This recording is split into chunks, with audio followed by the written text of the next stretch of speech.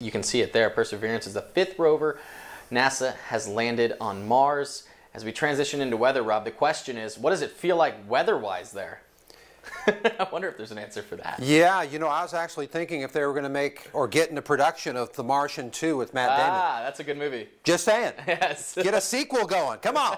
Yeah, the weather definitely looks nice up there, by the way. And we have it nice here in the desert Southwest as well. Let's take a look at your RV World Human Sky Cam. And as the sun begins to make its descent, we got the water towers there. You can see the rays of the sun bouncing off of that.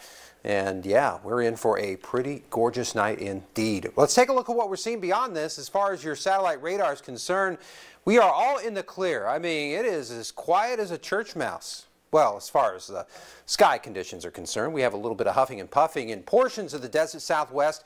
Over in the Gila Valley, things have calmed down considerably, with the exception of YPG. And then over in the Ocotillo area, we continue to keep some nominal wind activity going there. But everywhere else, it's pretty quiet. 74 degrees right now in the Yuma area. And yes, we are bone dry, which again is a pretty common theme for us most of the year.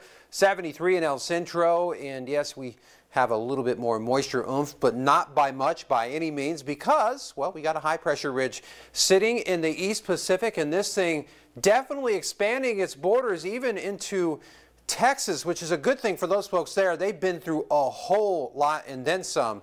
So it's nice that they're getting a little bit of a reprieve. And as you can see, that jet stream continues to stay somewhat to the north of us, but starting to close in just a little bit. And it'll continue to do that as we get on to the end of the week, which means we're in for some weather change. And this is the instrument of that weather change. You see this low pressure disturbance that's going to roll through into the Pacific Northwest on Tuesday. And then as we get on toward the end of the week, that's going to ruffle some feathers in the wind department. So you heard Brando say earlier that we were going to have some bad hair days. He's absolutely right. So we're going to be in for that. Your METROCAST, yes, 50 degrees by midnight tonight. We should check in the low end 40s as we get up in the wee hours of your Tuesday morning, and should be a pretty super Tuesday as far as the temperatures go, because we are going to get up close to 80 degrees by the mid-afternoon, or at least afternoon time, but then we'll get to 80 degrees and then some for the next couple of days with your extended forecasts. And even beyond that, there's that wind machine. We could actually have consistent winds in the neighborhood of 30 to 35 miles an hour, so that's going to really draw the temperatures down